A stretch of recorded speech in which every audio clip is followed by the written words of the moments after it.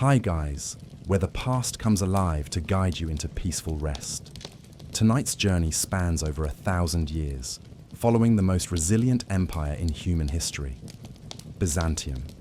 As you settle into comfort, let the gentle crackle of our fireplace and the whispers of ancient Constantinople carry you through 6 captivating chapters of survival, intrigue, and imperial majesty. This extended sleep story explores how the Byzantine Empire endured through plague, invasion, betrayal, and siege, adapting and evolving while empires around them crumbled to dust.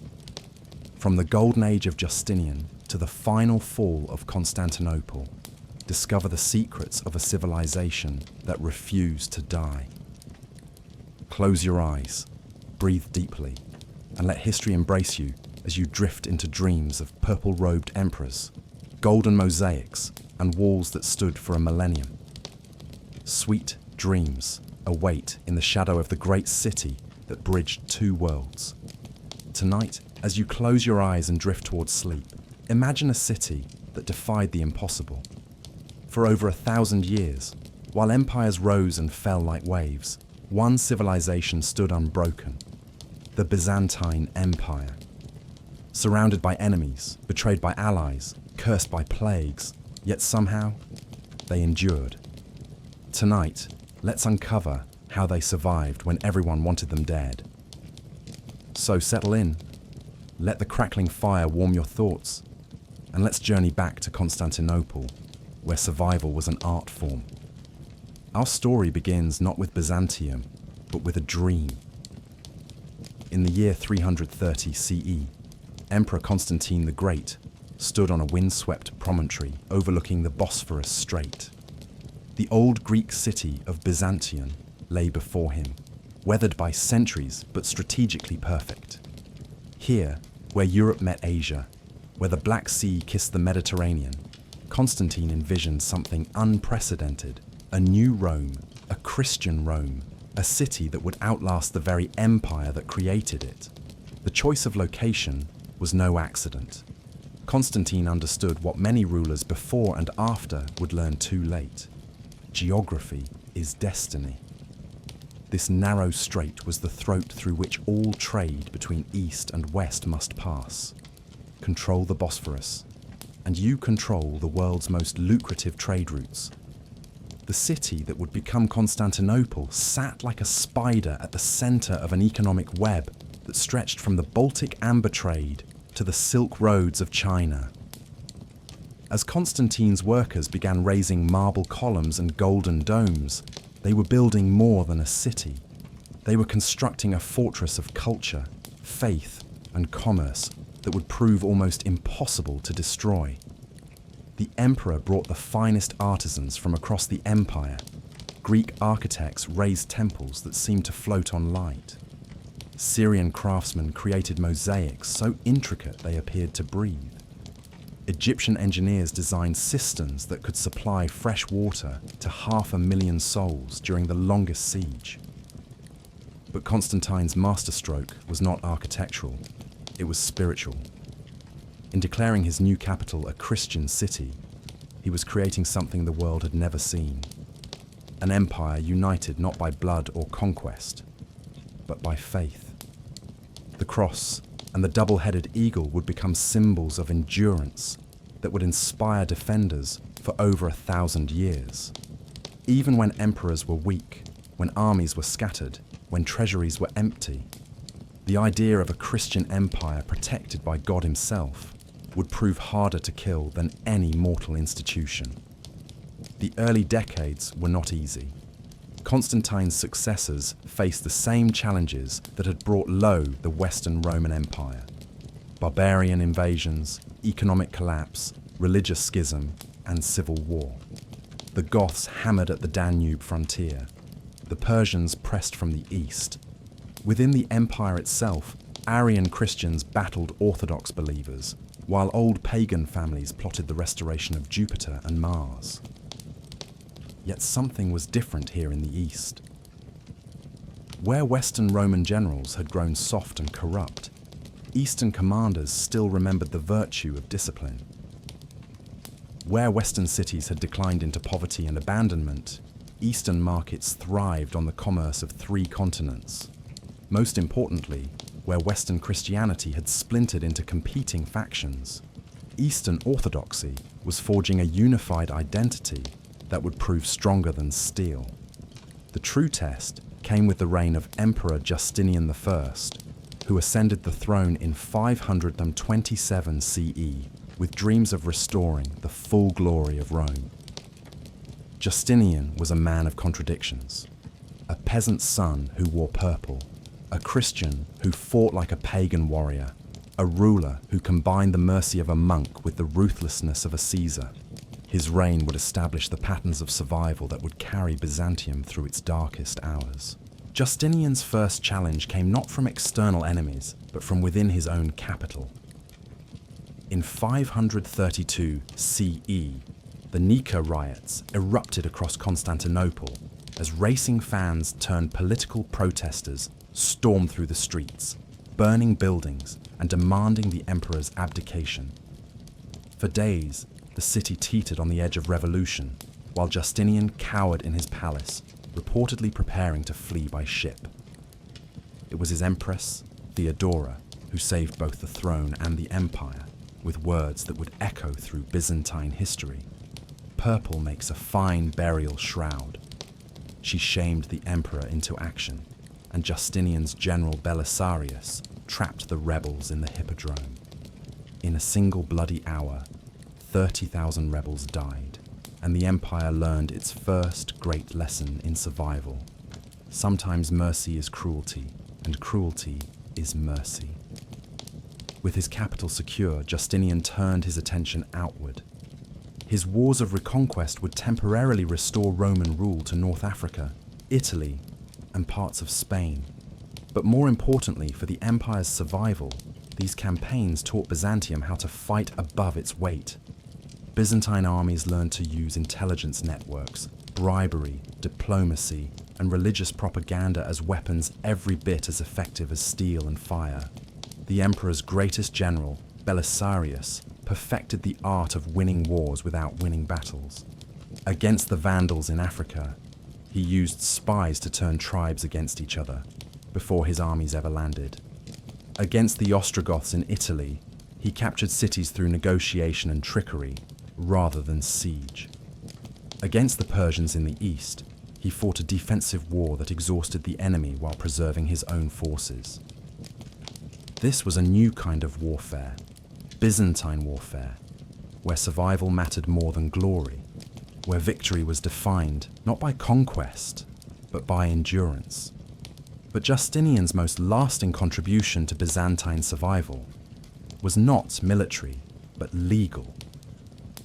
The Corpus Juris Civilis, his codification of Roman law, created a legal framework that would govern the empire for 8 centuries.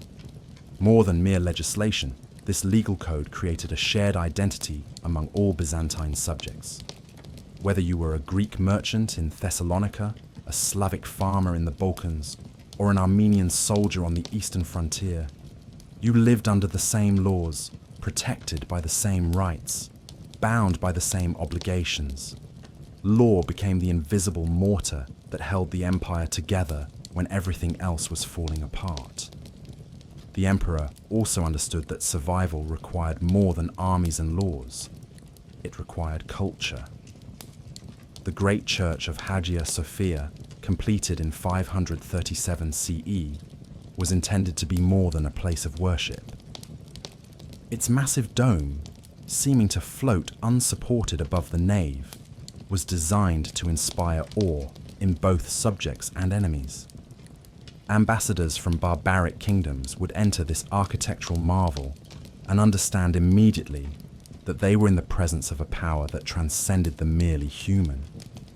Even today, 15 centuries later, visitors to Hagia Sophia feel something of what those ancient diplomats experienced: the sense of standing in a space where heaven touched earth. Yet for all his successes, Justinian's reign also demonstrated the fragility that would haunt Byzantium throughout its existence. The wars of reconquest, though successful, had drained the treasury and devastated the countryside. The legal reforms, though admirable, had created a bureaucracy so complex that corruption became endemic. The building projects, though magnificent, had required taxes so heavy that rebellions simmered constantly beneath the surface. Most dangerously, the emperor's efforts to enforce religious orthodoxy had created deep divisions within the empire. Monophysite Christians in Egypt and Syria felt alienated from the Orthodox establishment in Constantinople. These religious minorities would later welcome Arab invaders as liberators rather than conquerors. Justinian's dream of religious unity had instead planted the seeds of imperial fragmentation. The greatest test of Justinian's reign came not from human enemies, but from the natural world. In 541 CE, bubonic plague struck Constantinople with unprecedented fury. Ships arriving from Egypt and India brought not only silk and spices, but death itself. The disease spread with terrifying speed through the crowded quarters of the capital. At its peak, the plague was killing 10,000 people daily in Constantinople alone. Justinian himself fell ill and nearly died. For weeks, the empire hung in the balance as the emperor lay unconscious while plague corpses piled in the streets faster than they could be buried. Ships loaded with the dead sailed out into the Sea of Marmara and dumped their cargo overboard. The stench of death hung over the city like a miasma, and many believed the end of the world had come. Yet the empire survived. When Justinian recovered, he found a transformed world. Perhaps a third of the empire's population had died, but those who remained were bound together by shared suffering. The plague had struck rich and poor equally, creating a strange equality in the face of death. More importantly, the empire's enemies had suffered just as terribly. The Persians, decimated by disease, sued for peace. Barbarian tribes that had been pressing the frontier retreated to their own plague-ravaged lands. Justinian learned from this catastrophe the second great lesson of Byzantine survival. Catastrophes that seem to spell doom can become opportunities for those clever enough to exploit them. The plague had killed millions, but it had also eliminated many of the empire's enemies and cleared the way for administrative reforms that would have been impossible in peacetime.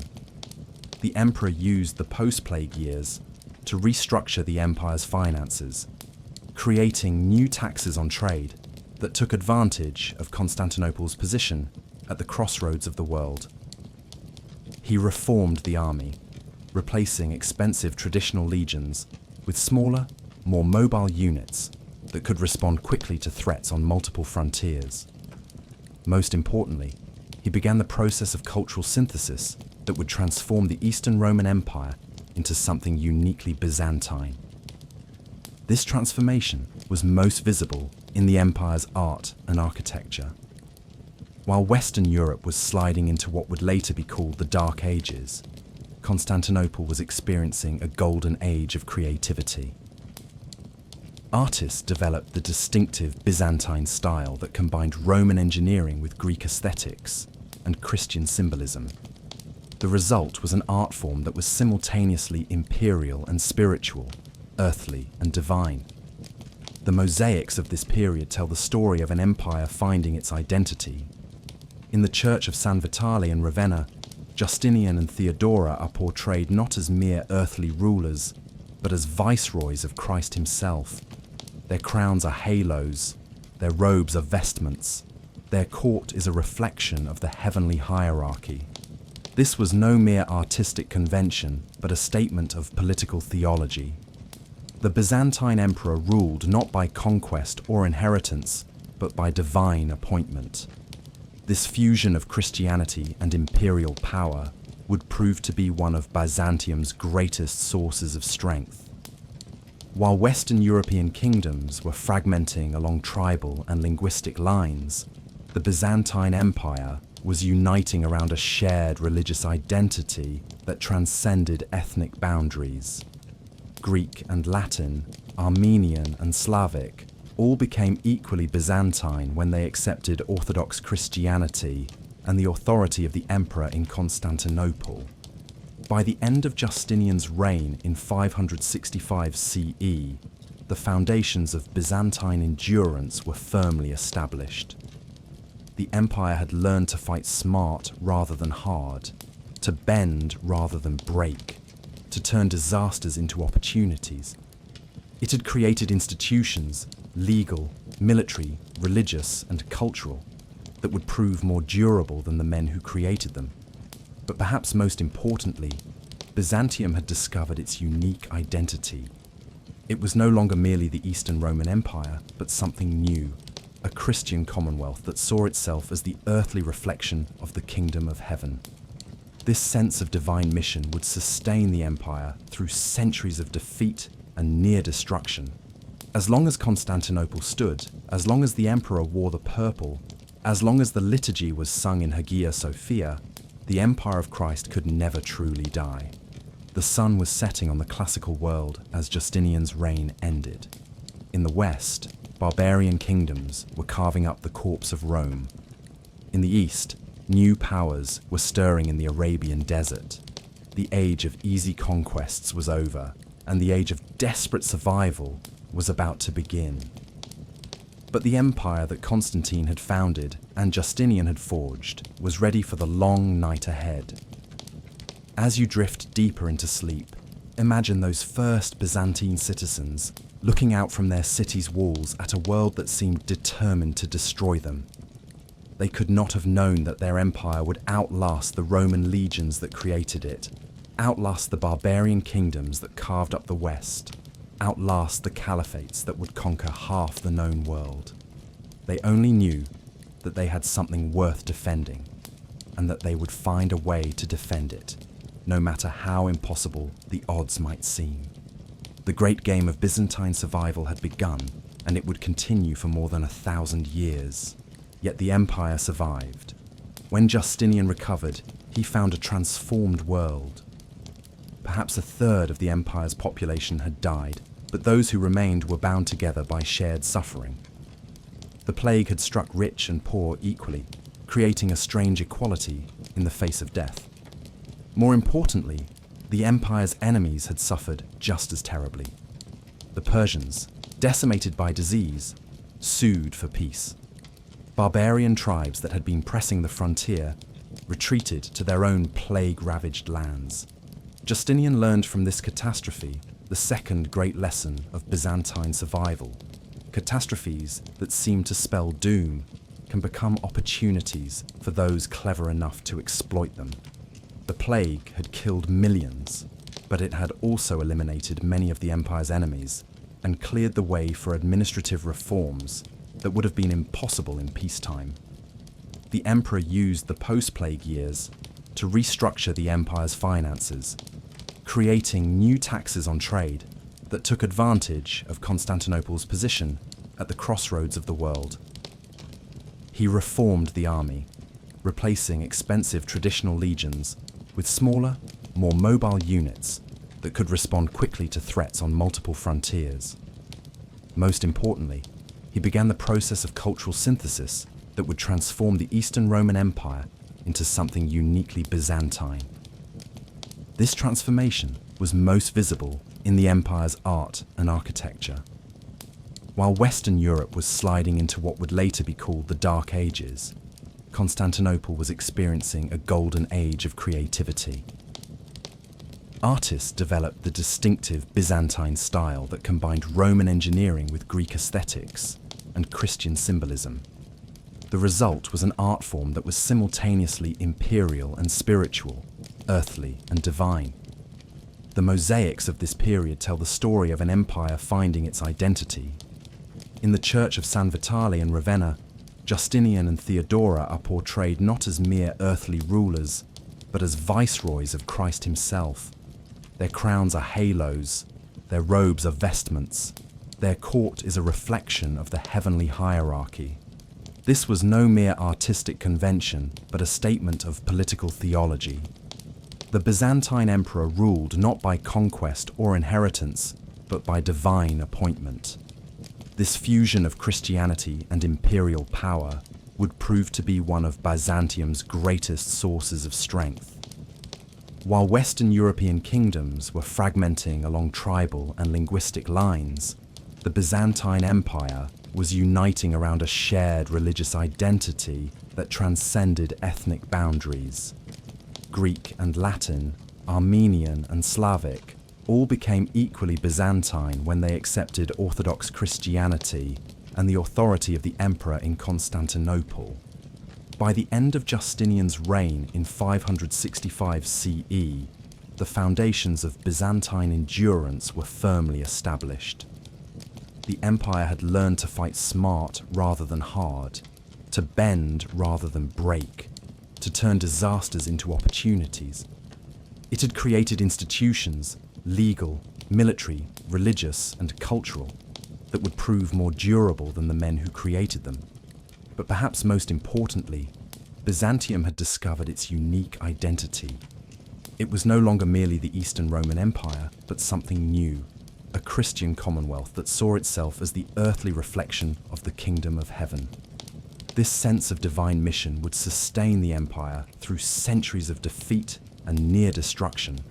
As long as Constantinople stood, as long as the emperor wore the purple, as long as the liturgy was sung in Hagia Sophia, the empire of Christ could never truly die. The sun was setting on the classical world as Justinian's reign ended. In the west, barbarian kingdoms were carving up the corpse of Rome. In the east, new powers were stirring in the Arabian desert. The age of easy conquests was over, and the age of desperate survival was about to begin. But the empire that Constantine had founded and Justinian had forged was ready for the long night ahead. As you drift deeper into sleep, imagine those first Byzantine citizens looking out from their city's walls at a world that seemed determined to destroy them. They could not have known that their empire would outlast the Roman legions that created it, outlast the barbarian kingdoms that carved up the West, outlast the caliphates that would conquer half the known world. They only knew that they had something worth defending, and that they would find a way to defend it, no matter how impossible the odds might seem. The great game of Byzantine survival had begun, and it would continue for more than 1,000 years. The morning mist was rising from the Golden Horn when the first Arab raiders appeared on the horizon. It was the year 674 CE, and Constantinople was about to face the greatest test in its short but tumultuous history. For 4 years, the armies of the Umayyad Caliphate had been gathering like storm clouds on the empire's eastern frontier. Now they had come to the very gates of the city that called itself the New Rome. Emperor Constantine IV stood on the great walls that Theodosius had built 3 centuries earlier, watching as hundreds of Arab ships filled the Bosphorus like autumn leaves on a pond. Behind him, the golden dome of Hagia Sophia caught the early light, a reminder that this was not merely a political capital, but the spiritual heart of Eastern Christianity. If Constantinople fell, not only would an empire die, but the very idea of a Christian Rome would perish with it. The Arabs had good reason for confidence. In less than 50 years since the death of their prophet Muhammad, they had conquered an empire that stretched from Spain to the borders of India. The mighty Persian Empire, which had stood for over 1,000 years, had crumbled before their cavalry in a matter of decades. The eastern provinces of Byzantium, Syria, Palestine, Egypt had fallen like dominoes, their populations often welcoming the Arab conquerors as liberators from Byzantine religious persecution. But Constantinople was different. Here, at the narrow throat between Europe and Asia, geography itself became an ally of the defenders. The city sat on a triangular peninsula, protected on 2 sides by water, and on the landward side by the most formidable fortifications in the world. The Theodosian walls rose in triple tiers, each higher than the last, creating a defensive maze that had never been breached by foreign enemies. More importantly, Constantinople was defended not just by stone and iron, but by faith itself. As the Arab siege began, Patriarch George led processions around the walls, carrying the robe of the Virgin Mary that was believed to make the city impregnable. Soldiers and civilians alike fasted and prayed, believing they were defending not merely their homes, but the last bastion of Christ on earth.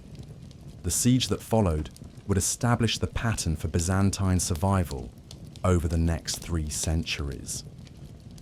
Unable to assault the Great Walls directly, the Arabs attempted to starve the city into submission. But Constantinople's position at the crossroads of Europe and Asia made a complete blockade nearly impossible. Grain ships from the Black Sea, merchant vessels from Italy, even fishing boats from the nearby islands continued to slip past the Arab fleet under cover of darkness. The Byzantines had other advantages as well. Their engineers had perfected a terrifying weapon known as Greek fire, a combustible liquid that could burn even on water. When the Arab fleet attempted to force the entrance to the Golden Horn, Byzantine dromons emerged from hidden harbours spraying jets of liquid flame. Arab ships burned like torches while their crews leaped, screaming into waters that offered no refuge from the clinging fire. But the true genius of Byzantine defence lay not in any single weapon, but in their understanding of warfare as a total system. While the Arabs were excellent warriors, they were amateurs at siegecraft. Their armies were designed for rapid conquest across open terrain, not for the patient, methodical work of reducing a fortified city. As months turned to years, disease and desertion began to ravage the Arab camps while the defenders grew stronger behind their walls. The final blow came not from Constantinople, but from an unexpected quarter. A Bulgarian army, nominally allied with the Arabs, instead attacked them from behind. Caught between the anvil of the Great Walls and the hammer of Bulgarian cavalry, the Arab siege collapsed in chaos. The survivors fled back to Syria, leaving behind a legend of Byzantine invincibility that would haunt Muslim commanders for generations. This first great victory over Islam established several principles that would guide Byzantine's survival for the next 2 centuries. First, the empire learned to use geography as a weapon. Constantinople's position made it nearly impregnable to direct assault. But this advantage could only be maintained by controlling the surrounding seas and shorelines. The imperial navy became not just a military force, but the lifeline of the empire itself. Second, the Byzantines mastered the art of turning their enemies against each other. The alliance with Bulgaria during the Arab siege was just the first of countless diplomatic maneuvers that would pit one enemy against another. Sometimes this meant allying with fellow Christians against Muslim invaders. Sometimes it meant allying with Muslims against Christian rivals. Survival mattered more than religious solidarity. Third, the empire developed an almost mystical confidence in its divine protection. The failure of the Arab siege was seen not as a military victory, but as a miracle. This belief in Constantinople's sanctity would sustain the empire through even darker days ahead, when armies were scattered and treasuries empty, but faith remained unshaken. The decades following the Arab siege saw Byzantium enter what historians call the Dark Age. Not because learning ceased, but because the empire was forced to remake itself from the ground up. The old Roman system of administration, with its vast bureaucracy and complex hierarchy, proved too expensive and unwieldy for a state under constant siege. In its place arose the theme system, a military and administrative innovation that would become the backbone of Byzantine endurance. Under the theme system, the empire was divided into military districts called themes, each governed by a strategoi who served as both general and administrator. Instead of hiring expensive foreign mercenaries, the themes were defended by soldier farmers who received land grants in exchange for military service. This created a class of armed peasants with a direct stake in defending their homes and families. The system had several advantages. It was far cheaper than maintaining professional armies. since the soldier farmers supported themselves from their own land. It provided deeper reserves of manpower, since every village contained men trained in warfare. Most importantly, it created a decentralized structure that could survive even catastrophic defeats in the field. If one theme was overrun, the others could continue to resist independently. Emperor Leo III, who ruled from 717 to 741 CE, perfected this system during the Second Great Arab Siege of Constantinople. This time, the attackers came better prepared. Caliph Sulayman ibn Abd al-Malik had assembled a massive force of over 150,000 men and 1,800 ships. The siege lasted for 13 months, and at its height, the Arabs controlled both the European and Asian shores of the Bosphorus. Yet once again, Constantinople proved unconquerable. Leo's reforms had created a more efficient military machine, while his diplomatic skills turned potential allies of the Arabs into enemies. Bulgarian armies harassed Arab supply lines, while Italian merchants secretly provided grain to the besieged city. Most dramatically, Leo negotiated a secret alliance with the Khazar Khaganate, whose cavalry struck deep into Arab territory in the Caucasus, forcing the Caliph to divert troops from the siege. When the Arab army finally withdrew in 718 CE, it had lost over 100,000 men to battle, disease, and the brutal winter. The surviving remnants of what had been the greatest military force in the world limped back to Damascus, broken in spirit as well as in body. For the second time, the impossible city had proven itself unconquerable. But Leo's greatest contribution to Byzantine survival was not military but religious. The emperor became convinced that the empire's military disasters were divine punishment for the sin of icon worship. In 726 CE, he issued the first iconoclastic decree, ordering the destruction of religious images throughout the empire.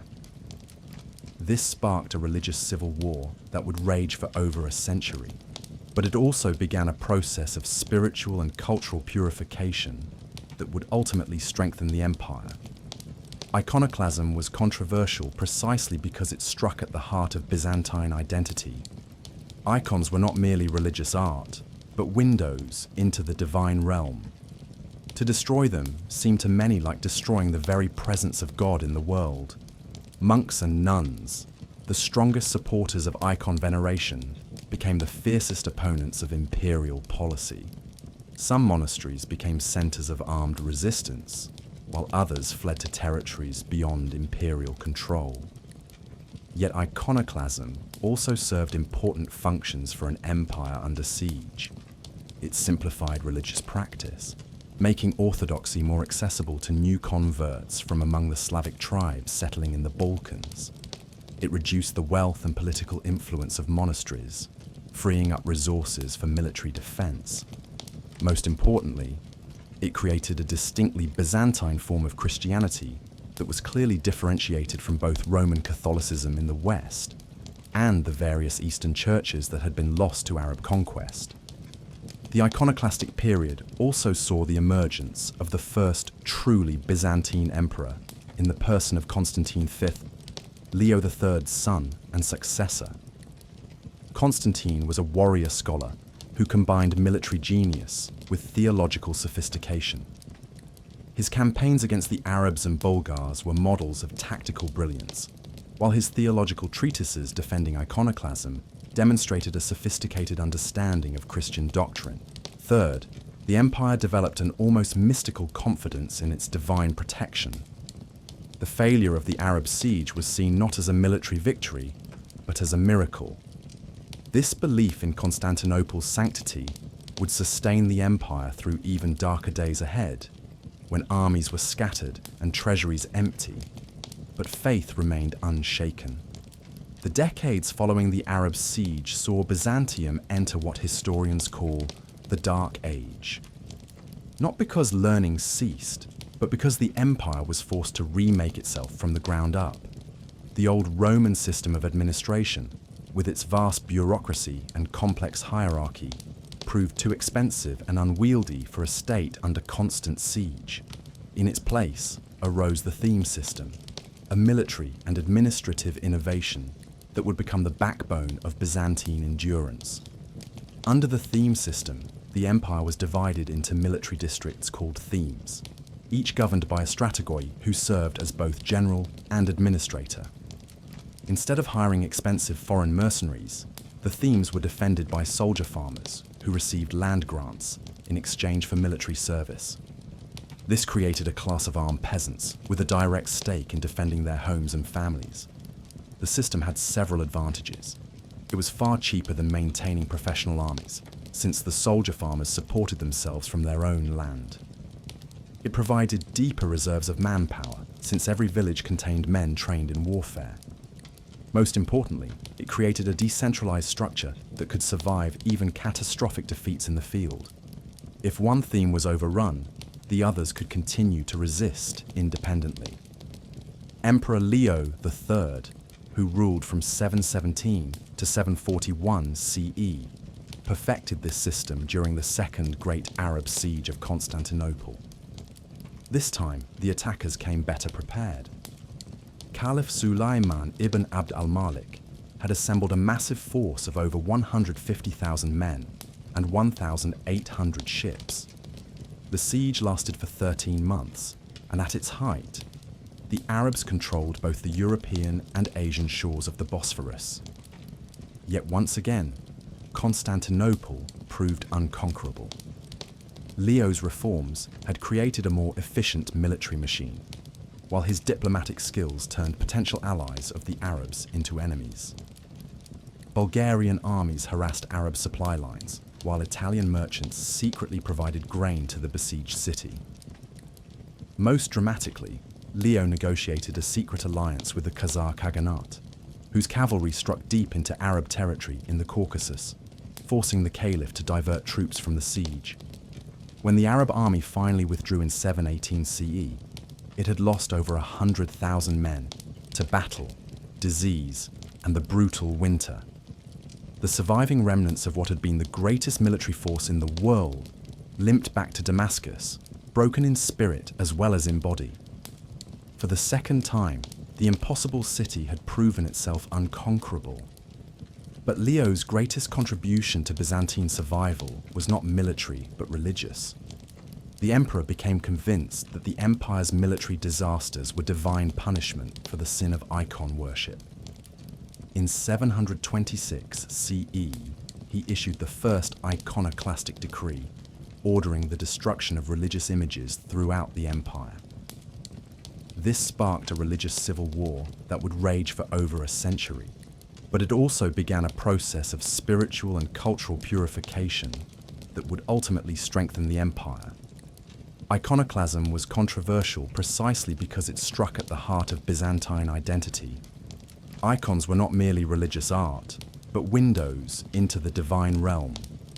To destroy them seemed to many like destroying the very presence of God in the world. Monks and nuns, the strongest supporters of icon veneration, became the fiercest opponents of imperial policy. Some monasteries became centers of armed resistance, while others fled to territories beyond imperial control. Yet iconoclasm also served important functions for an empire under siege. It simplified religious practice, making orthodoxy more accessible to new converts from among the Slavic tribes settling in the Balkans. It reduced the wealth and political influence of monasteries, freeing up resources for military defense. Most importantly, it created a distinctly Byzantine form of Christianity that was clearly differentiated from both Roman Catholicism in the West and the various Eastern churches that had been lost to Arab conquest. The iconoclastic period also saw the emergence of the first truly Byzantine emperor in the person of Constantine V, Leo III's son and successor.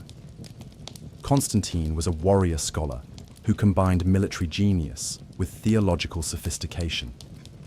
His campaigns against the Arabs and Bulgars were models of tactical brilliance, while his theological treatises defending iconoclasm demonstrated a sophisticated understanding of Christian doctrine.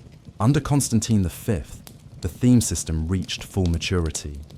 The emperor reorganized the entire empire around military efficiency, creating new themes to defend crucial frontier regions while consolidating older themes that had proven unwieldy. He established military colonies of farmer soldiers in strategic locations, creating a network of fortified settlements that could serve as bases for offensive operations or refugees during enemy raids. Most importantly, Constantine V understood that survival required constant adaptation. When Arab tactics evolved, Byzantine responses evolved to match them. When new enemies appeared on the frontiers, new military units were created to face them. When old administrative systems proved inadequate, new systems were devised to replace them. The empire became less like a rigid classical institution and more like a living organism, capable of healing wounds and growing stronger from adversity.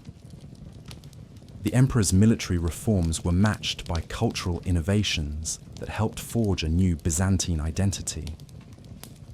The old Roman distinction between citizen and foreigner became meaningless in an empire where survival depended on the loyalty of Slavic farmers and Armenian soldiers. Instead, Byzantium became defined by Orthodox faith and imperial loyalty rather than ethnic origin. A Slavic peasant who defended his theme against Arab raiders was more truly Byzantine than a Greek aristocrat who collaborated with enemy invaders. This transformation was perhaps most visible in the capital itself. Constantinople in the 8th century was a very different city from the new Rome that Constantine had founded. Latin was giving way to Greek as the language of administration and culture. Roman legal traditions were being supplemented by Christian canon law. Classical art and literature were being replaced by distinctly Byzantine forms that emphasized spiritual rather than material beauty. Yet the city remained magnificent. Visitors from Western Europe, where learning and culture had largely collapsed, were amazed by Constantinople's wealth and sophistication. The imperial palace covered acres with its reception halls, private apartments, workshops, and gardens. The University of Constantinople continued to preserve and transmit the learning of antiquity. The city's markets offered goods from across the known world, from British tin to Chinese silk. This prosperity was not accidental, but reflected the empire's gradual mastery of its strategic position. As the Arab conquests reached their natural limits and the initial wave of Islamic expansion began to recede, Byzantium found itself in control of the most important trade routes in the world. Merchants who wanted to move goods between Europe and Asia, between the Black Sea and the Mediterranean, between the Christian and Islamic worlds, all had to pass through Constantinople and pay customs duties to the imperial treasury. The empire used this commercial advantage not just to fund its armies, but to gather intelligence about its enemies. Byzantine merchants operated throughout the Islamic world, serving as unofficial ambassadors and spies. Monasteries along the frontier collected information about enemy troop movements and political developments. The imperial postal system, inherited from Rome but adapted to Byzantine needs, could carry news from the remotest frontier to the capital in a matter of days. By the early 9th century, this intelligence network had become so sophisticated that Byzantine emperors often knew more about conditions in the Arab Caliphate than the caliphs themselves. When the Abbasid revolution overthrew the Umayyad dynasty in 750 CE, Constantinople received detailed reports about the political upheaval months before the new rulers had consolidated their power. This intelligence advantage allowed the empire to exploit Arab weaknesses while avoiding Arab strengths. The reign of Emperor Theophilus, 829 to 842 CE, demonstrated both the potential and the limits of Byzantine intelligence warfare. When civil war erupted in the Abbasid Caliphate between Caliph al-Ma'mun and his brother al-Amin, Theophilus attempted to exploit the situation by launching a massive invasion of Arab territory. Initially successful, Byzantine armies penetrated deep into Syria and captured several important cities. But Theophilus had overextended his resources. When Caliph al-Mutasim unified the Arab forces and launched a counterattack, the Byzantine position collapsed rapidly. The Arabs captured and destroyed Amorium, one of the empire's most important frontier fortresses, along with most of the emperor's best troops. Theophilus returned to Constantinople a broken man and died shortly afterwards, reportedly of grief over the military disaster. The fall of Amorium might have been a mortal blow to a lesser empire, but Byzantium had learned to absorb catastrophic defeats and emerge stronger. The disaster actually taught important lessons about the limits of Byzantine power and the dangers of over-ambition. Future emperors would be more cautious about offensive campaigns, preferring to defend what they had rather than risk what they might gain. More importantly, the Amorium campaign demonstrated the resilience of the theme system. Although the emperor's professional regiments had been destroyed, the theme armies remained intact and ready to defend their territories. The empire's military power was no longer concentrated in a single field army that could be destroyed in a single battle, but dispersed among dozens of theme militias that would have to be defeated one by one. This decentralized approach to defense would prove crucial in the years ahead, as new enemies appeared on every frontier. Viking raiders began attacking Byzantine settlements around the Black Sea. Magyar horsemen swept into the Balkans from the Hungarian plains. Most ominously, a new Bulgarian Khan named Krum began expanding his territory at Byzantine expense, using innovative siege techniques and iron discipline to capture fortress after fortress. The challenge of Krum's Bulgaria illustrated another key aspect of Byzantine survival strategy: the empire's ability to turn cultural and religious influence into political advantage. While Krum's armies were formidable, his state remained a relatively primitive warrior confederation, held together mainly by success in war. When that success began to falter, the confederation would likely fragment. Byzantium encouraged this process by offering attractive alternatives to war. Bulgarian nobles were invited to Constantinople, where they were dazzled by imperial luxury and sophistication. Bulgarian merchants were granted trading privileges that made cooperation more profitable than conflict. Most importantly, Byzantine missionaries began the slow work of Christian conversion that would eventually transform Bulgaria from an enemy into an ally. This process took generations, but it reflected a fundamental advantage that Byzantium possessed over most of its enemies. While powers like the Arab Caliphate or the Bulgarian Khanate were held together primarily by military force, the Byzantine Empire offered its subjects something more valuable: participation in a sophisticated civilization that combined material prosperity with spiritual fulfillment. The empire's cultural influence extended far beyond its political borders. Byzantine art and architecture became the model for Christian kingdoms throughout Eastern Europe. Byzantine law provided the foundation for legal systems from Russia to Serbia. Byzantine theology shaped the development of Orthodox Christianity among peoples who had never been under direct imperial rule. This soft power was often more effective than military force in advancing Byzantine interests.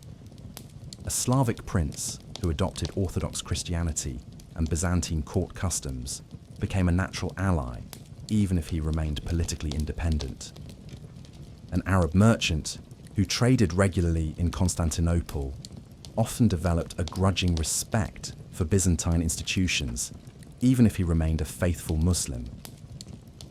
By the middle of the 9th century, this combination of military resilience, diplomatic cunning, and cultural influence had enabled Byzantium to not merely survive, but to begin a slow recovery. The worst of the Arab invasions were over, and the Caliphate was increasingly preoccupied with internal problems. The theme system had created a stable military foundation, while the iconoclastic reforms had purified and strengthened the Orthodox Church. Most importantly, the empire had developed a distinctive identity that was neither Roman nor Greek, but uniquely Byzantine. This identity would prove strong enough to survive defeats that would have shattered more rigid states, flexible enough to adapt to changing circumstances, and appealing enough to attract allies and converts from among former enemies. The stage was being set for what historians would call the Macedonian Renaissance, a golden age of Byzantine power and culture that would see the empire expand its borders, defeat its enemies, and establish itself as the dominant power in Eastern Europe and the Eastern Mediterranean. But that expansion would bring new challenges and new enemies, testing once again the empire's remarkable capacity for survival and adaptation. As you sink deeper into restful sleep, imagine the Byzantine soldiers of this age keeping their lonely vigils on frontier walls, never knowing when the next attack might come, but always ready to defend their homes and faith. They were the guardians of more than just territory. They were the protectors of a civilization that had learned to endure by bending without breaking, to survive by adapting without surrendering its essential character.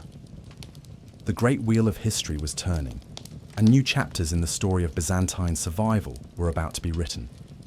The year was 867 CE, when Basil the Macedonian murdered his way to the imperial throne, ending the troubled reign of Michael III and founding a dynasty that would rule Byzantium for nearly 2 centuries.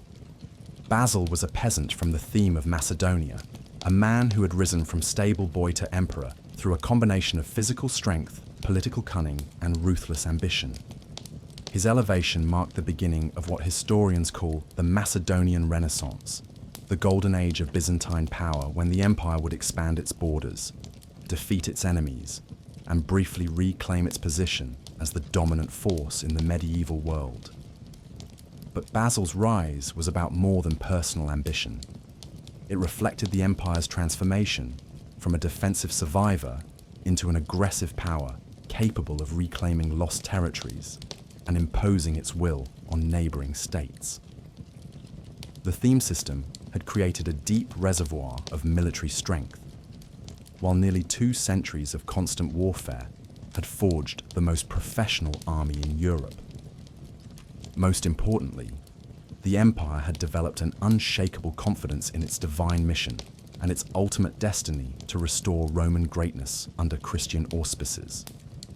The new emperor inherited an empire that was smaller than Justinian's, but far more cohesive and militarily efficient. The losses in Syria and Egypt, though painful, had eliminated populations that had never been fully integrated into Byzantine culture. What remained was a compact, defensible core territory, inhabited by people who thought of themselves as Romans and Christians, rather than Greeks or Armenians or Slavs. This unity of purpose would prove to be Byzantium's greatest asset in the campaigns ahead. Basil Fron's first target was the most dangerous, the Emirate of Crete, which had been serving as a base for Muslim pirates who terrorized Byzantine shipping throughout the eastern Mediterranean. The island had been conquered by Arab refugees from Spain in 827 CE, and for 40 years their fleets had made the sea routes between Constantinople and the empire's southern possessions virtually impassable. Merchant ships traveled in armed convoys, coastal towns built watchtowers and walls, and the imperial navy was forced to escort even routine supply missions. The reconquest of Crete would take nearly a century to complete, but Basil began the process by rebuilding the imperial navy on a scale not seen since Justinian's time. New themes were created along the empire's coastlines, their populations organized around naval rather than land-based military service. Shipyards in Constantinople worked day and night to produce the new-style dromons that would dominate medieval naval warfare for the next 3 centuries. These ships represented a fusion of Roman engineering tradition with centuries of hard-won experience fighting Arab naval forces. Byzantine dromons were longer and lower than their enemies' vessels, designed for speed and maneuverability rather than boarding actions. Their bronze-tipped rams could punch through enemy hulls, while their crews of marines were trained in the use of Greek fire and other incendiary weapons that could turn naval battles into floating infernos. More importantly, Basil understood that naval warfare required more than just ships and weapons. It required bases, supply systems, intelligence networks, and diplomatic alliances that could support sustained operations far from home ports. The emperor began the systematic fortification of islands throughout the Aegean, creating a chain of naval bases that could support extended campaigns against Muslim strongholds. The process was slow and expensive, but it reflected a fundamental shift in Byzantine strategic thinking. Instead of simply reacting to enemy attacks, the empire was now planning and executing long-term campaigns designed to eliminate threats at their source. This required not just military strength, but sophisticated logistics, careful intelligence gathering, and patient diplomacy with potential allies and neutral parties. While the naval campaign against Crete was being prepared, Basil turned his attention to the empire's land frontiers, where new opportunities were emerging as old enemies weakened. The Abbasid Caliphate was fragmenting into competing emirates and independent dynasties, while the Bulgarian Khanate was experiencing internal struggles that offered possibilities for Byzantine intervention. The emperor's approach to these opportunities revealed another evolution in Byzantine survival strategy. Instead of immediately launching military campaigns, Basil began with careful diplomatic preparations designed to isolate potential enemies and secure the support of local populations. Bulgarian nobles were recruited as allies through generous grants of land and titles within the empire. Arab emirates on the Syrian frontier were encouraged to revolt against Baghdad by promises of imperial protection and trading privileges. This diplomatic groundwork proved its value when Basil finally launched his first major offensive campaign in 878 CE. Instead of facing unified enemy coalitions, Byzantine armies found themselves fighting isolated opponents, while local populations often welcomed them as liberators. The empire's cultural and religious influence, carefully cultivated over generations, now paid dividends as Orthodox Christians in enemy territory, provided intelligence, supplies, and sometimes active military support. The success of these campaigns was not merely tactical, but strategic. Each victory brought new territories and populations into the empire, but more importantly, it demonstrated that Byzantium was once again a power to be feared and courted, rather than simply a convenient target for raids and conquest. This reputation began to attract allies and tributaries who saw association with the empire as protection against other threats. Emperor Leo VI, who succeeded Basil in 886 CE, continued and expanded these policies while adding important innovations of his own. Leo was more scholar than warrior, but he understood that lasting military success required institutional reforms that would outlast any individual ruler. His great contribution was the systematization of Byzantine military knowledge in the Tactica, a comprehensive manual of warfare that combined classical Roman strategy with centuries of hard-won experience fighting Arabs, Bulgars, and other enemies. The Tactica was more than just a military manual. It was a blueprint for imperial survival that emphasized adaptability, intelligence gathering, and the careful coordination of military, diplomatic, and economic resources. Leo's work codified the lessons learned through 2 centuries of existential struggle, creating a framework that would guide Byzantine commanders for generations to come. The manual's most innovative sections dealt not with battlefield tactics, but with what would now be called strategic intelligence. Leo understood that information was often more valuable than soldiers, and he devoted enormous attention to creating networks of spies, merchants, diplomats, and missionaries who could gather intelligence about enemy capabilities and intentions. The empire's survival depended not just on winning battles, but on choosing which battles to fight and which to avoid.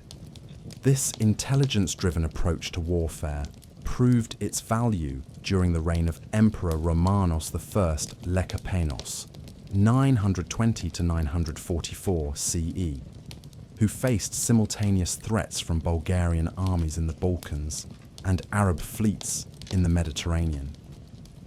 Instead of dividing his forces to meet both threats, Romanos used his intelligence networks to exploit divisions within the Bulgarian leadership, while negotiating a temporary truce with key Arab emirates.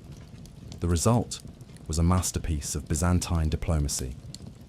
Bulgarian nobles, bribed with imperial gold and promises of high positions, assassinated their own Khan and offered submission to Constantinople.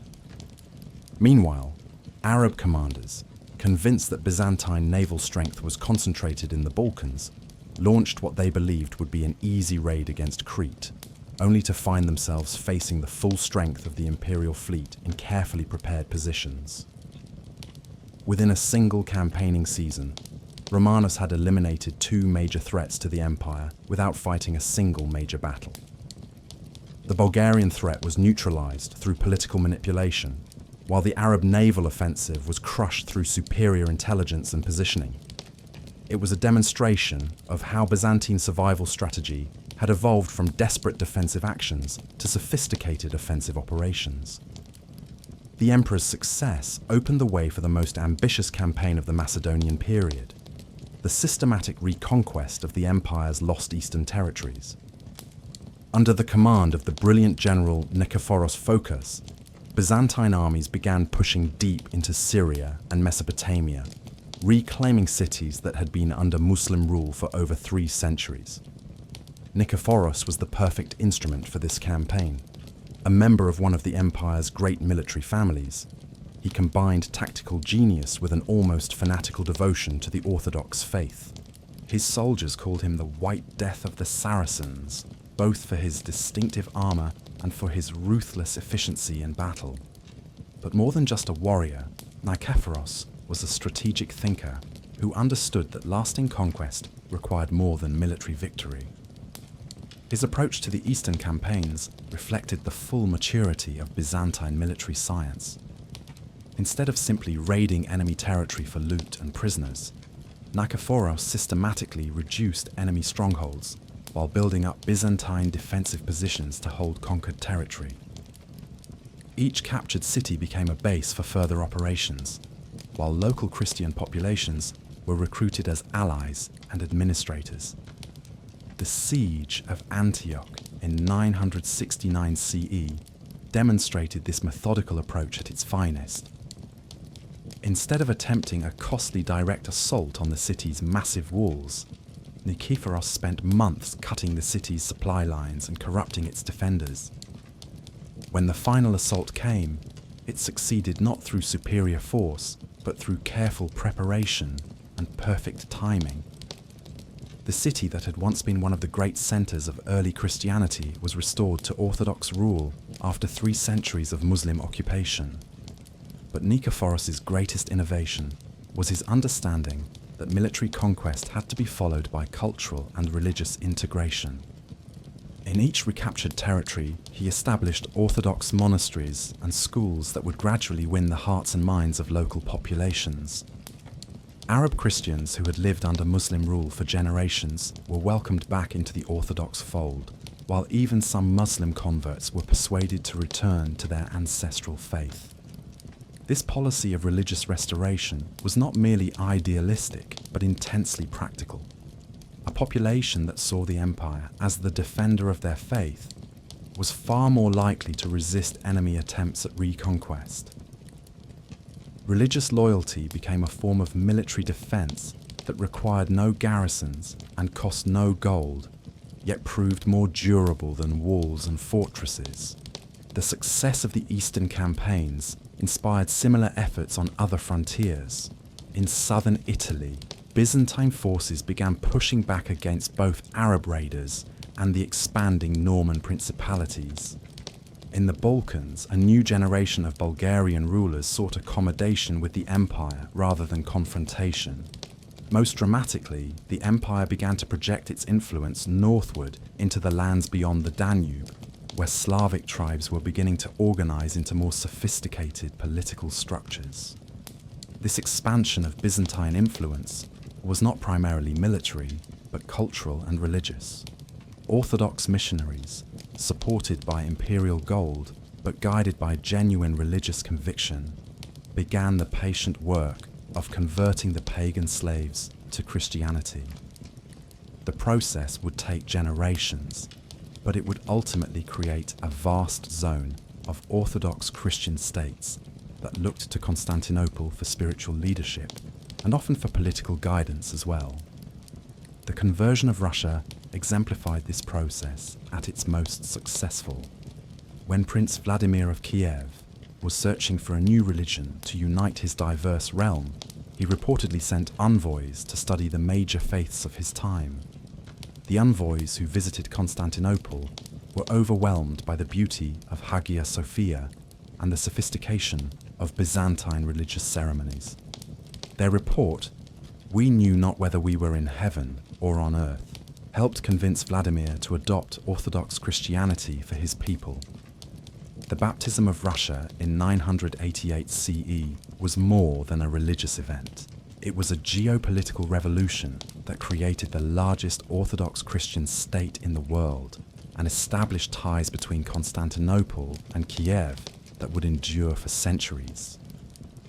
Russian warriors would fight alongside Byzantine armies, Russian merchants would energize Byzantine commerce, and the Russian gold would help fund Byzantine military campaigns. This expansion of the Orthodox world represented the ultimate expression of Byzantine survival strategy. By creating a network of allied Christian states, the empire multiplied its own strength while reducing the potential for enemy coalitions. A Hungarian king might raid Byzantine territory, but he would think twice if that meant also fighting Russians, Bulgarians, and Serbs who shared Constantinople's faith. The reign of Emperor Basil II, 976 to 1025 CE, marked the apex of this golden age. Known to history as Basil the Bulgar Slayer, he was perhaps the most successful military commander in Byzantine history, expanding the empire's borders to their greatest extent since the 7th century. But his success was built not on personal genius, but on the institutional foundations laid by his predecessors over the previous century and a half. Basil inherited an empire that was wealthy, well-organized, and confident in its destiny. The theme system had created a military machine of unprecedented efficiency, while the naval reforms had given Byzantium control of the eastern Mediterranean. The cultural and religious policies of earlier emperors had created a network of allies and tributaries throughout Eastern Europe. Most importantly, 2 centuries of successful warfare had convinced both the empire's subjects and its enemies that Byzantine power was divinely ordained and ultimately irresistible. The emperor's first great test came from an unexpected quarter. A massive rebellion by the military aristocracy of Anatolia, led by Bardas Phokas and Bardas Skleros, 2 of the empire's most successful generals. These men commanded the loyalty of many theme armies and possessed the military expertise to challenge even an emperor. Their rebellion might have succeeded against a weaker ruler, but Basil proved himself a master of the political and military arts that had made Byzantium great. Instead of meeting the rebels in open battle, where their military expertise might have given them an advantage, Basil used diplomacy to divide their forces and economics to undermine their support. Loyalist themes were rewarded with tax reductions and land grants, while rebel territories faced economic blockades and the prospect of punitive campaigns. Most brilliantly, the emperor negotiated military assistance from Prince Vladimir of Kiev, bringing Russian warriors to fight alongside imperial forces. The arrival of the Varangian Guard, elite Russian warriors who served as the emperor's personal bodyguard, marked a turning point in the civil war. These fierce northern fighters had no ties to Byzantine aristocratic factions and no interest in imperial politics beyond their loyalty to the emperor, who paid their wages. At the Battle of Chrysopolis in 989 CE, the Varangians cut through rebel formations like reapers through wheat, ending the most serious internal threat the empire had faced since the iconoclastic period. With domestic opposition crushed, Basil turned his attention to the Bulgarian problem that had plagued the empire for over a century. The Bulgarian Tsar Samuil had created a powerful state in the Central Balkans that controlled trade routes between Constantinople and Western Europe, while providing a base for raids deep into Byzantine territory. Previous emperors had attempted to solve this problem through diplomacy and limited military campaigns, but Basil decided on a more permanent solution: the complete destruction of Bulgarian independence. The Bulgarian wars that followed, 1001 to 1018 CE, were among the most brutal and systematic campaigns in medieval European history. Basil did not merely seek to defeat Bulgarian armies, but to destroy the economic and social foundations of Bulgarian resistance. Year after year, Byzantine forces marched into Bulgarian territory, not to conquer cities, but to devastate the countryside that supported them. The emperor's strategy was as psychological as it was military, by demonstrating that resistance was not just futile, but catastrophically expensive. He aimed to convince Bulgarian nobles and common people alike that submission was their only realistic option. This approach required extraordinary patience and discipline, as well as the military and economic resources to sustain campaigns over many years without immediate returns. The climax of the war came at the Battle of Clydion in 1014 CE, where Basil trapped and annihilated the main Bulgarian army.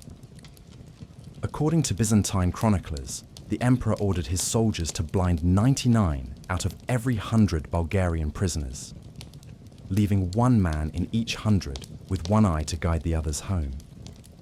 When Tsar Samuil saw this parade of mutilated warriors returning to his capital, he reportedly died of shock.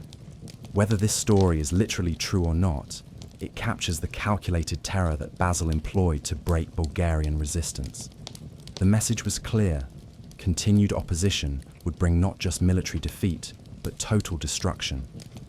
Within 4 years of Clydion, the Bulgarian state had collapsed completely, its territories incorporated into the Byzantine Empire as new themes. The conquest of Bulgaria represented more than just territorial expansion. It was the restoration of Byzantine control over the Balkan Peninsula for the first time since the 7th century. Constantinople once again controlled the overland routes to Western Europe, while the imperial navy's bases in the Black Sea and Adriatic gave Byzantium unprecedented influence over regional trade.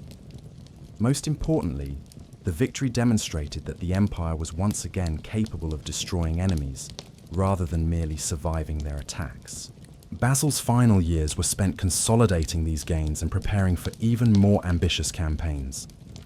The emperor planned to invade Sicily and southern Italy, where Norman adventurers were carving out new principalities at the expense of both Byzantine and Arab territories. He assembled a massive army and fleet for this western campaign, intending to restore imperial control over territories that had been lost centuries earlier. But the campaign never launched. In 1025 CE, while inspecting his forces in preparation for the invasion, Basil II died suddenly, possibly of poison administered by political rivals who feared the costs of further expansion. His death marked the end of the Macedonian Renaissance's military phase, though the cultural and economic prosperity he had created would continue for decades. The emperor left behind an empire that was larger, richer, and more powerful than it had been since Justinian's time. The treasury overflowed with gold extracted from conquered territories and collected from expanded trade networks. The army had been proven in battle against every enemy from Russia to Syria. The navy controlled the eastern Mediterranean and much of the Black Sea. Most importantly, the empire's subjects believed, with good reason, that their state was divinely favored and ultimately invincible. Yet, this very success contained the seeds of future problems. The military aristocracy that had been crushed by Basil began to reassert itself under his weaker successors. The wealth that should have been invested in defense was instead squandered on court luxury and religious building projects. Most dangerously, the very completeness of Byzantine victory led to a dangerous complacency about potential threats from new quarters. In the eastern deserts, a new people was stirring, the Seljuk Turks, nomadic warriors who combined the mobility of steppe cavalry with the religious fervor of recent converts to Islam.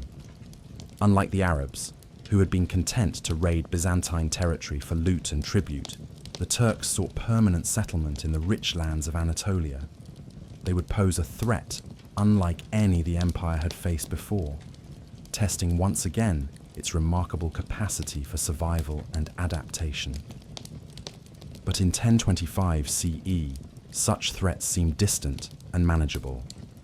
The empire that had learned to survive through adaptability and cunning had now demonstrated that it could also achieve greatness through systematic planning and relentless execution. The phoenix had not merely risen from the ashes, it had soared to heights that recalled the greatest days of Roman power while remaining distinctly and proudly Byzantine. As you drift deeper into peaceful sleep, imagine the golden age of Byzantium at its peak.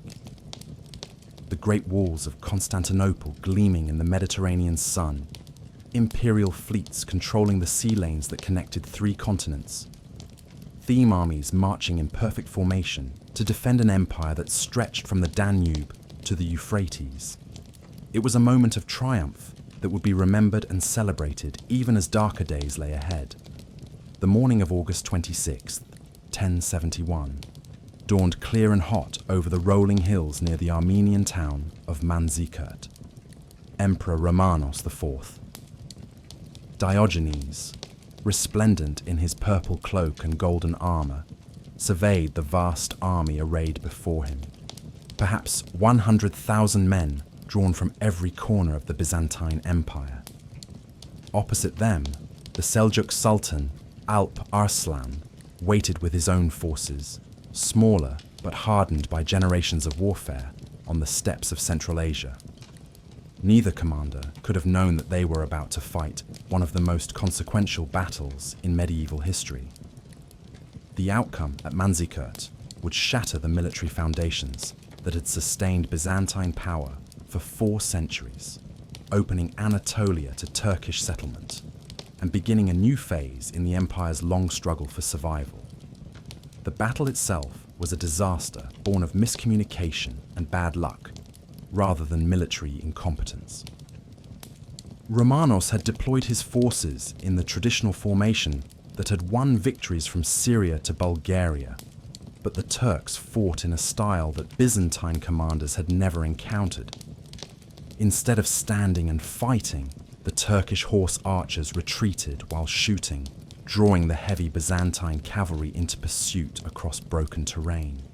When rumors spread that the emperor had been killed, panic seized the Byzantine rear guard. Units began withdrawing without orders, creating gaps in the formation that Turkish cavalry exploited with devastating effect. Romanos himself was captured when his horse stumbled, and with their emperor gone, Byzantine resistance collapsed into chaotic flight. The defeat at Manzikert was catastrophic not because of the casualties. Both armies suffered relatively modest losses, but because of what it revealed about the empire's underlying weaknesses. The military system that had served Byzantium so well for centuries was becoming obsolete in the face of new enemies and new forms of warfare. More fundamentally, the political unity that had sustained the empire through its greatest trials was fragmenting under the pressure of aristocratic ambition and regional separatism. Sultan Alp Arslan, seeking to avoid a costly occupation of Byzantine territory, released Emperor Romanos after extracting a promise of tribute and a marriage alliance. But when Romanos returned to Constantinople, he found his throne occupied by Michael VII Ducas, who had seized power during the confusion following news of the defeat. The civil war that followed between supporters of the two emperors did more damage to the empire than any foreign invasion. This pattern, military defeat followed by civil war, followed by further military weakness, would characterize Byzantine history for the next century. The theme system, which had provided military strength through decentralized defense, became a source of weakness as provincial governors used their forces to pursue personal ambitions rather than defend imperial territory. The very success of earlier centuries had created a class of military aristocrats who saw the empire as a prize to be won rather than a trust to be protected. While Byzantines fought each other, the Turks poured into Anatolia not as conquerors but as settlers. Unlike previous invaders who had raided and withdrawn, the Seljuks came with their families, their flocks, and their intention to stay permanently. They did not need to defeat every Byzantine fortress or win every battle. They simply had to make the countryside uninhabitable for the Greek-speaking farmers who had sustained the theme system for 4 centuries. The transformation of Anatolia from the heartland of Byzantine power to a Turkish stronghold was not accomplished through dramatic sieges or climactic battles, but through the slow, patient work of demographic replacement. Turkish nomads settled in abandoned villages. Turkish merchants took over disrupted trade routes. Turkish administrators replaced Byzantine officials who had fled to Constantinople. Within a generation, much of central Anatolia had become Turkish in population as well as political control. This disaster might have destroyed a less resilient empire, but Byzantium had learned over 8 centuries how to survive the loss of seemingly vital territories. Emperor Alexios I Komnenos, who seized power in 1081, began the slow work of reconstruction by adapting imperial institutions to new realities. If the themes of Anatolia were lost, new themes would be created in the Balkans and around the remaining coastal cities. If traditional recruitment systems no longer functioned, new forms of military service would be devised. Most importantly, Alexios understood that the empire could no longer survive through its own resources alone. The age of Byzantine self-sufficiency was over. The future lay in careful alliance management and the skillful exploitation of conflicts among the empire's enemies. This marked a fundamental shift in imperial strategy from the confident expansionism of the Macedonian period to a more cautious diplomacy focused on survival and gradual recovery. The emperor's first great test came not from the Turks, but from an unexpected Western threat.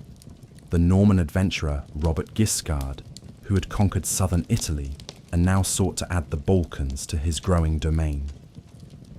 Guiscard's invasion of 1081 represented a new kind of challenge for Byzantium, a technologically advanced European army led by commanders who understood both medieval siege techniques and the political vulnerabilities of the imperial system.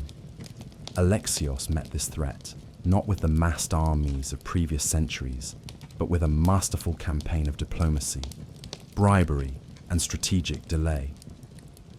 Instead of risking his limited forces in pitched battles, the emperor encouraged rebellions in Guiscard's Italian territories while funding Hungarian and Bulgarian attacks on Norman supply lines. When forced to fight, Alexios chose his battles carefully, using superior knowledge of local terrain to offset Norman advantages in equipment and training. The war dragged on for 4 years, but Alexios ultimately achieved his strategic objective. Guiscard's forces were worn down by constant harassment and supply problems, while the Norman leader himself was distracted by rebellions at home. When Guiscard died of fever in 1085, his invasion collapsed, leaving Byzantium bloodied but unbroken. More importantly, the Norman War had taught Alexios valuable lessons about the changing nature of medieval warfare. The heavy cavalry charges and sophisticated siege techniques employed by Guiscard's forces represented the cutting edge of Western European military development. If Byzantium was to survive in this new environment, it would need to adapt its own military systems to match these innovations. The emperor's solution was characteristically Byzantine. Instead of trying to match Western military power directly, he would recruit Western warriors to fight for the empire, while using diplomatic cunning to turn potential enemies into allies. This approach reached its ultimate expression in Alexios's response to the First Crusade, which arrived in Constantinople in 1096, like a vast armed migration from the barbarian West. The Crusades presented both unprecedented opportunities and terrifying dangers for the Byzantine Empire. On one hand, the arrival of perhaps 100,000 Western warriors offered the possibility of reclaiming lost territories in Anatolia and Syria without the enormous expense of raising imperial armies. On the other hand, these same warriors represented a potential threat to the empire itself, especially given their obvious contempt for Greek Christians and their barely concealed designs on Constantinople's wealth. Alexios's handling of the First Crusade demonstrated Byzantine diplomacy at its most sophisticated. Instead of simply allowing the Crusaders to pass through imperial territory, the emperor required their leaders to swear oaths of allegiance and agree to return captured Byzantine territories to imperial control. When the Crusaders balked at these demands, Alexios used a combination of generous bribes and subtle threats to secure their cooperation. The strategy worked brilliantly in the short term. As Crusader armies pushed into Anatolia and Syria, they defeated Turkish forces and restored Byzantine control over much of the Aegean coast. The empire's position seemed to improve dramatically without any significant investment of imperial resources. Cities like Nicaea and Trebizond were returned to Byzantine control, while the Crusader states in Syria provided a buffer against Muslim counterattacks. But the success was temporary and ultimately illusory. The Crusaders had their own agenda, which included the establishment of independent principalities that owed little more than nominal allegiance to Constantinople. Worse, their presence in the Eastern Mediterranean drew Byzantine attention and resources away from more pressing threats in the Balkans and Anatolia. Most dangerously, their success encouraged other Western powers to view the Byzantine Empire as weak and ripe for exploitation. The reign of Emperor John II Komnenos, 1118 to 1143, represented the high point of the imperial recovery following Manzikert. John was a skilled military commander who combined his father's diplomatic cunning with a more aggressive approach to territorial reconquest. His campaigns in Anatolia and Syria restored Byzantine control over much of the empire's former territory, while demonstrating that the empire remained a formidable military power. John's success was built on a thorough reform of the imperial military system. The old theme armies were largely gone, replaced by a professional force organized around the emperor's personal regiments and supplemented by foreign mercenaries and allied contingents. This new army was smaller than the forces that earlier emperors had commanded, but it was more mobile, better equipped, and more responsive to central control. The emperor also perfected the use of allied forces to multiply imperial strength. Hungarian cavalry, Italian infantry, and even Turkish horse archers fought alongside Byzantine troops in campaigns that systematically reduced enemy strongholds while minimizing imperial casualties. This multinational approach to warfare reflected the empire's evolution from a homogeneous Greek state into a cosmopolitan confederation held together by loyalty to the emperor and the Orthodox faith.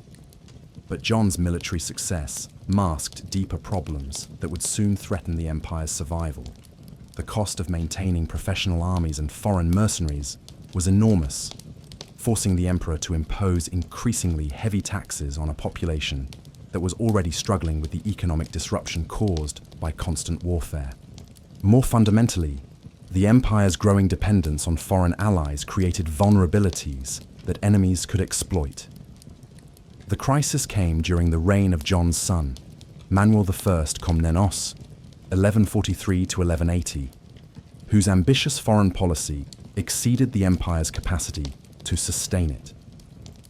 Manuel sought to restore full Byzantine hegemony over the eastern Mediterranean through a series of campaigns that simultaneously targeted the Crusader states, the Turkish emirates of Anatolia, and the Hungarian kingdom in the Balkans.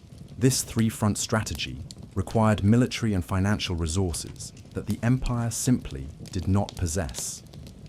The disaster came in 1176 at the Battle of Myriokephalon, where Manuel's army was ambushed and destroyed by Seljuk forces in the mountain passes of Anatolia. The defeat was reminiscent of Manzikert a century earlier, but its consequences were even more severe because the empire had fewer resources for recovery. The professional regiments that had been the foundation of Komnenian military power were shattered, while the emperor's prestige was so damaged that rebellions erupted throughout the empire. Manuel's death in 1180 was followed by a succession crisis that plunged the empire into chaos. The regency for the child emperor Alexios II was disputed between the boy's mother and uncle, while provincial governors began acting independently of Constantinople. This internal strife provided opportunities for external enemies to attack the empire from multiple directions simultaneously. The Bulgarians and Hungarians invaded the Balkans, while the Turks renewed their advance in Anatolia. Most dangerously, the Norman kingdom of Sicily launched a massive invasion of the empire's remaining territories in southern Italy and the Balkans. By 1185, foreign armies were operating within sight of Constantinople's walls, while the imperial government seemed incapable of mounting an effective response.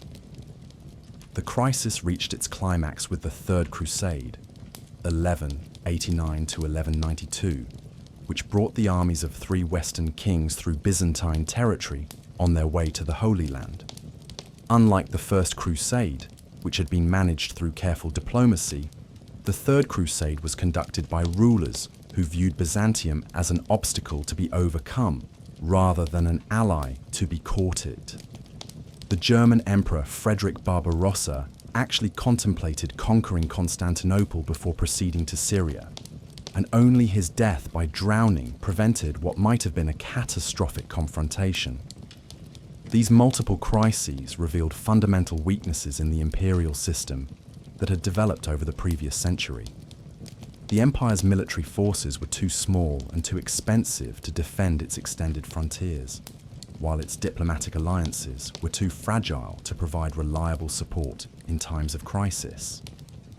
Most critically, the empire's subjects were beginning to lose faith in the imperial government's ability to protect them, leading to the growth of separatist movements that would eventually tear the empire apart. The reign of Isaac II Angelus, 1185 to 1195, marked the beginning of the final phase of the crisis. Isaac was a weak ruler whose attempts to solve the empire's problems through higher taxes and foreign alliances only made the situation worse. His agreement to allow the Fourth Crusade to pass through Byzantine territory in exchange for military assistance against his enemies proved to be a catastrophic miscalculation. The leaders of the Fourth Crusade had their own agenda, which included the conquest of Constantinople itself. Encouraged by Venetian merchants who saw the Byzantine Empire as a commercial rival, and supported by exiled imperial claimants who promised rich rewards for military assistance, the Crusaders gradually abandoned their original mission to the Holy Land in favor of an attack on the Christian empire that had welcomed them. The siege of Constantinople in 1203 to 1204 was unlike anything in the city's 800-year history. Previous attackers had been barbarians or Muslims who viewed the great city as an alien stronghold of hostile civilization. The Crusaders, by contrast, were fellow Christians who claimed to be reforming the empire rather than destroying it. This made their attack particularly demoralizing for the defenders, who found themselves fighting a religious war against people who shared their faith. The technical aspects of the siege also differed from previous attacks. The Crusaders brought the most advanced siege techniques of medieval Europe, including sophisticated siege towers and mangonels that could breach even the great Theodosian walls. More importantly, they controlled the sea approaches to the city, preventing the arrival of supplies and reinforcements that had sustained Constantinople through earlier sieges. The city's fall on April 13th, 1204, was followed by 3 days of systematic looting that horrified even medieval chroniclers accustomed to the brutality of warfare. Churches were stripped of their treasures, libraries were burned, and artistic masterpieces that had survived for centuries were destroyed for their gold and silver content. The Great Library of Constantinople, which had preserved much of the learning of antiquity, was scattered to the winds. More than physical destruction, the conquest of 1204 shattered the psychological foundations of Byzantine resilience. For 8 centuries, the empire's subjects had believed that Constantinople was protected by divine favor, and that the imperial system represented God's will on earth.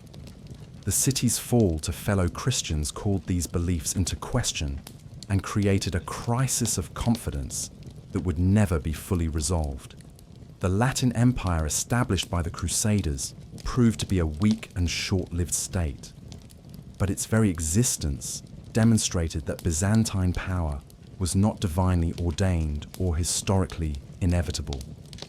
The empire that had survived Arab sieges, Bulgarian invasions, and Turkish conquests had finally succumbed to an enemy that claimed to be acting in the name of Christian unity and reform. Yet even this catastrophe would not be the end of the story. In the ruins of the empire, new centers of Byzantine resistance were already emerging. In Nicaea, Trebizond, and Epirus, imperial claimants were gathering the remnants of the old system and preparing for the long struggle to restore what had been lost. The great city might be in foreign hands, but the idea of Byzantium lived on in the hearts of its scattered subjects. As you settle into deeper sleep, imagine the last defenders of Constantinople standing on the great walls as the Crusader assault reached its climax. They could not have known that their empire would rise again, that the purple phoenix would spread its wings once more. They knew only that they were defending something precious, a civilization that had bridged ancient and medieval worlds, a faith that had sustained their ancestors through 8 centuries of trials, a city that had been the light of the world. Their defeat was not the end, but a transformation, the beginning of a new chapter in the long story of Byzantine survival and adaptation. In the smoking ruins of Constantinople, as Latin soldiers carted away treasures that had adorned the city for 8 centuries, 3 men stood in a small chapel near the burned-out shell of the great palace. They were Theodore Lascaris, a young nobleman from Anatolia, Alexios Komnenos, grandson of an emperor, and Michael Palaiologos, whose family had served the empire for generations. These men had lost everything: their city, their emperor, their world, yet they were already planning its resurrection. "The empire is not dead," Theodore whispered as they prepared to flee across the Bosphorus to the unconquered territories in Asia Minor. "It sleeps, and it will wake when we call it." His companions nodded, understanding that they were not just refugees, but the seeds of a new Byzantine spring. The Latin conquest had ended one chapter of imperial history, but it had also begun another, perhaps the most remarkable of all. Within months of Constantinople's fall, 3 separate Byzantine successor states had declared themselves the legitimate continuation of the empire. Theodore Lascaris established the Empire of Nicaea in western Anatolia, securing recognition from the Orthodox Patriarch and beginning the patient work of territorial reconquest. Alexios Komnenos founded the Empire of Trebizond on the Black Sea coast, creating a prosperous trading state that would outlast even the restored empire in Constantinople. Meanwhile, Michael Komnenos Doukas carved out the despotate of Epirus in western Greece, controlling the vital overland routes between the Italian and Balkan peninsulas. This fragmentation might have seemed like the final collapse of Byzantine unity, but it actually represented a new form of imperial resilience.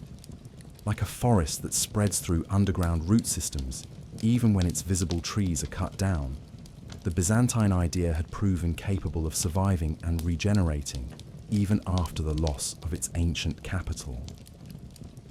Each successor state preserved different aspects of the imperial tradition, while adapting to local conditions and opportunities. The Empire of Nicaea, destined to become the most successful of these fragments, faced the enormous challenge of creating a functioning state from scratch while surrounded by enemies.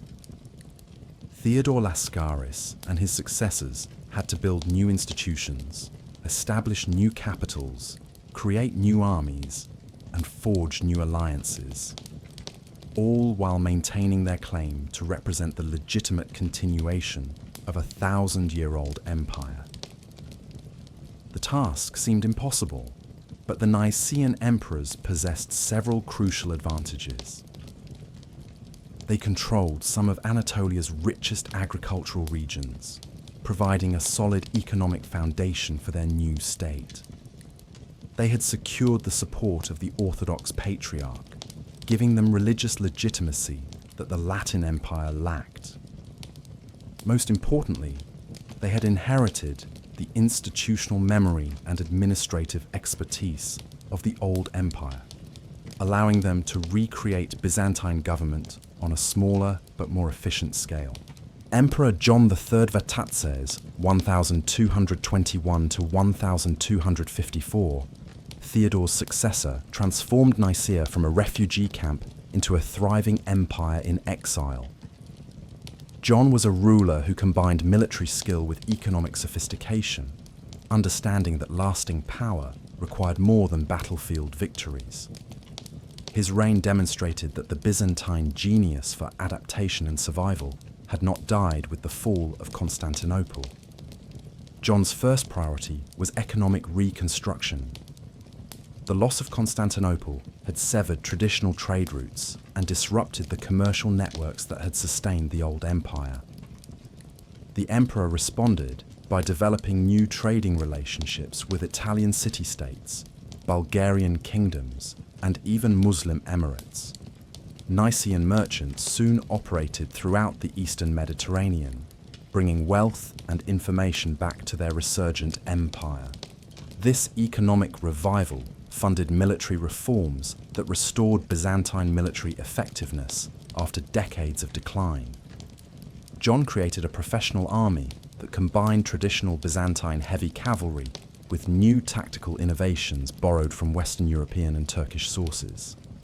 This hybrid force proved remarkably effective, winning victories against Latin Crusaders, Bulgarian armies, and Turkish raiders with equal facility.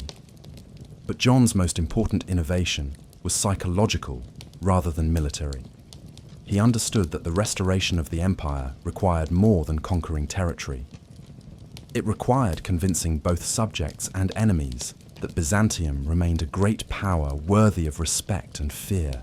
Every victory was celebrated with elaborate ceremonies that emphasized continuity with the glorious past. Every diplomatic agreement was presented as evidence that foreign powers still acknowledged Byzantine legitimacy. The emperor also used religious and cultural policies to strengthen Nicaean claims to imperial legitimacy. Orthodox monasteries received generous endowments, while scholars and artists were encouraged to preserve and develop Byzantine cultural traditions.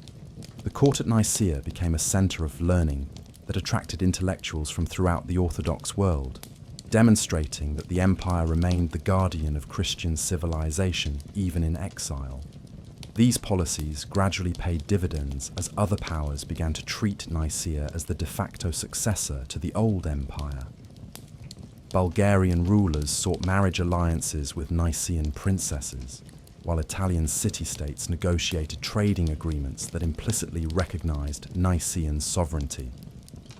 Even the Pope in Rome began unofficial diplomatic contacts, acknowledging that any religious reunion between Eastern and Western Christianity would require Nicaean cooperation.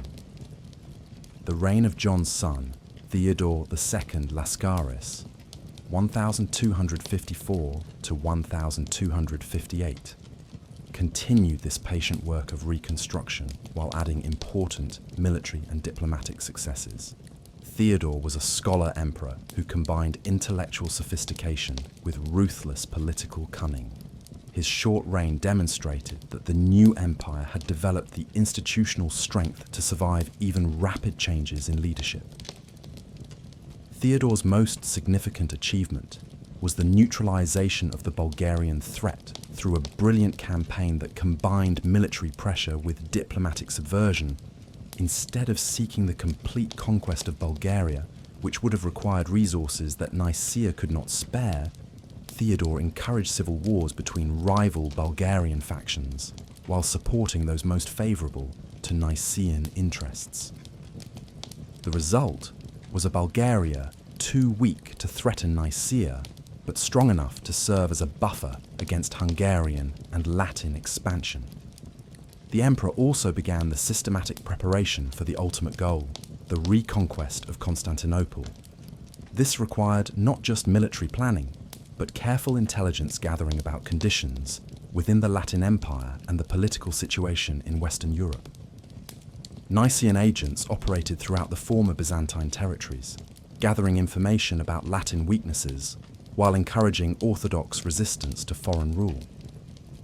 By the 1350s, it was becoming clear that the Latin Empire was failing as both a political and military institution. The Crusader states in Greece were fragmenting into competing principalities, while the Latin emperors in Constantinople controlled little territory beyond the immediate vicinity of the capital. The Orthodox population throughout former Byzantine territories increasingly looked to Nicaea for leadership and hoped for eventual liberation from Latin rule. The final phase of the restoration began with the accession of Michael VIII Palaeologos to the Nicaean throne in 1259. Michael was a member of one of the empire's greatest aristocratic families, a man who combined the military traditions of his ancestors with a sophisticated understanding of international diplomacy. His reign would witness the restoration of Byzantine rule to Constantinople and the beginning of the empire's final phase. Michael's approach to the reconquest of Constantinople demonstrated the evolution of Byzantine strategy over the previous half-century. Instead of relying primarily on military force, the emperor used a combination of diplomacy, espionage, and economic pressure that reflected the lessons learned during 50 years of exile and reconstruction. The emperor's first step was to neutralize potential Western intervention through a series of diplomatic agreements that isolated the Latin Empire from its natural allies. The Treaty of Nymphaeum with Genoa in 1261 granted the Italian city-state extensive trading privileges in exchange for naval support against Venice, Constantinople's primary commercial backer. Similar agreements with other Italian powers created a network of alliances that made Western military intervention increasingly unlikely. Simultaneously, Michael encouraged Orthodox resistance within Constantinople itself through a sophisticated intelligence network that had been developing for decades.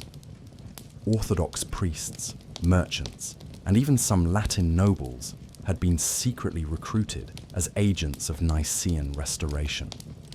When the moment came for action, these internal allies would prove more valuable than any besieging army. The actual reconquest of Constantinople on July 25th, 1261, was achieved not through a dramatic siege, but through careful timing and perfect execution of a long-prepared plan. While the Latin emperor, Baldwin II, was absent seeking military aid in Western Europe, and the Venetian fleet was occupied with operations against Genoa, a small Nicaean force under General Alexios Strategopoulos approached the city at dawn. The attack succeeded because it was not really an attack at all, but a coordinated uprising by the city's Orthodox population, supported by a relatively small number of Nicaean troops. Gates were opened from within, guards were neutralized by sympathizers, and key positions were seized before the Latin garrison could organize effective resistance. By noon, the purple banner of Byzantium flew once again from the walls of Constantinople, and Michael VIII Palaeologos was proclaimed emperor in Hagia Sophia. The restoration was greeted with wild celebration throughout the Orthodox world, but Michael understood that reconquering Constantinople was only the beginning of an even greater challenge. Rebuilding an empire that could survive in a dramatically changed world. The city that had once been the largest and richest in Europe was now a depopulated ruin, its population reduced from perhaps 500,000 to fewer than 50,000 inhabitants.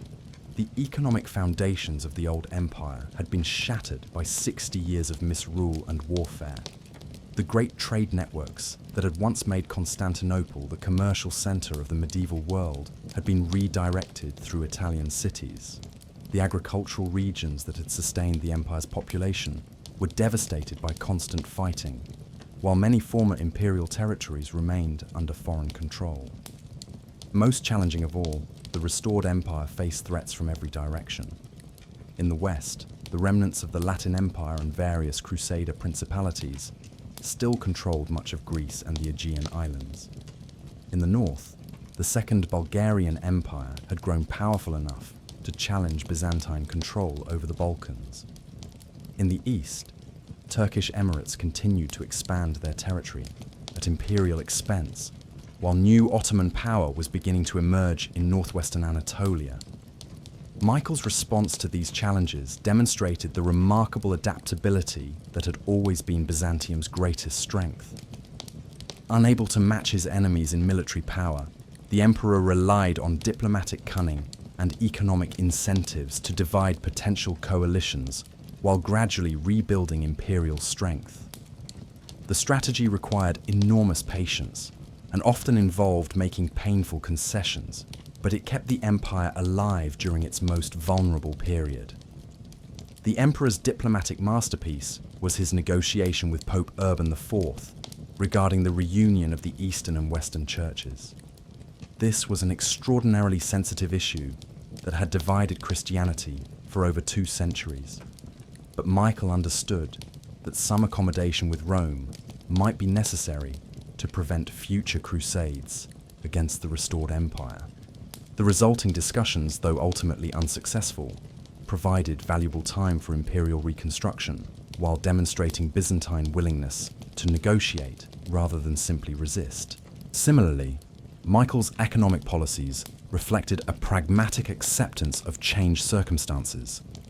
Instead of trying to recreate the old imperial monopolies, the emperor encouraged foreign investment and trade while carefully managing the empire's integration into the new commercial networks dominated by Italian city-states. Genoese and Venetian merchants were granted extensive privileges in exchange for their support against the empire's enemies, even though this meant accepting a somewhat subordinate economic position. These policies were controversial among Byzantine traditionalists, who viewed any compromise with foreigners as a betrayal of imperial dignity. The emperor faced significant internal opposition from aristocratic families who preferred honorable defeat to pragmatic survival, and from Orthodox clerics who opposed any accommodation with the Latin Church. Michael's ability to maintain his policies despite this opposition demonstrated the strength of the new imperial institutions that had been forged during the Nicene period. The emperor's military policies also reflected the new realities of medieval warfare. The traditional theme system was definitively abandoned in favor of a smaller professional army, supplemented by foreign mercenaries and allied contingents. This force was designed for defensive operations and limited offensive campaigns, rather than the large-scale conquests that had characterized earlier periods of Byzantine expansion. The new army's first major test came during the War of the Sicilian Vespers, 1282 to 1302, when Michael allied with Peter III of Aragon against Charles of Anjou, who had been planning a new crusade to restore Latin rule in Constantinople.